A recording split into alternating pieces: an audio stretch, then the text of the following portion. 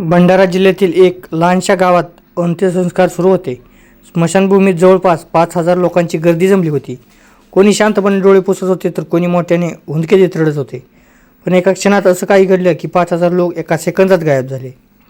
जेथे क्षणापूर्वी माणसाचा समुद्र होता तिथे अचानक फक्त एकटी जळणारी चिता उरली होती. कोणालाही काही समजलं नाही. सुरुवातीला लोकांना वाटलं भूतबाधा झाली की काय, एखादं जंगली जनावर आलं असावं. पण तेव्हा स्मशानभूमीचा CCTV कॅमेरा तपासला गेला. तेव्हा जे दिसलं ते पाहून संपूर्ण महाराष्ट्र हा घाबरला आहे. घटना कुठे घडली? ही घटना घडली विदर्भातील भंडारा जिल्ह्यात हरडवळी नावाच्या एका शांत निसर्गरम्य गावात. नेहमी शांत असणारे हे गाव त्या दिवशी मात्र शोकात बुडालं होतं. गावातील सगळ्यांना सुखदुःखात धावून जाणारे मारुती काका वयाच्या अवघ्या 59व्या वर्षी या जगाचा निरोप घेत होते. त्यांच्या आयुष्यातील खरी संपत्ती म्हणजे माणसं होती.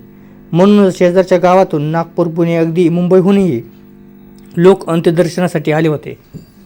दुपारच्या 12च्या सुमारास रामनाम सत्य अशा घोषणात अंत्ययात्रा स्मशानभूमीत पोचली. नदीकाठी वसलेली ती स्मशानभूमी, आजूबाजूला दाट झाडं आणि त्यात एक जुनाट भलमोठं चिंचेचं झाड. उन्हाळ्यात सावली देणार ते झाड त्या दिवशी मात्र मृत्यूनी भयानक ठरणार होतं. मारुती काकांच्या थोरल्या मुलाने जड अंतकरणाने चितेला अग्नी दिली.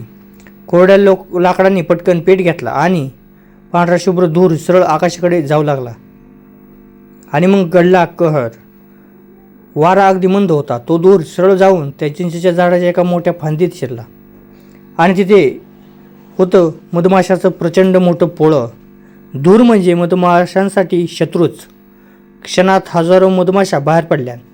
पहिला डंक बसला, मग दुसरा, आणि काही सेकंदात पूर्ण स्मशानभूमीवर मधमाशांचा हल्ला सुरू झाला.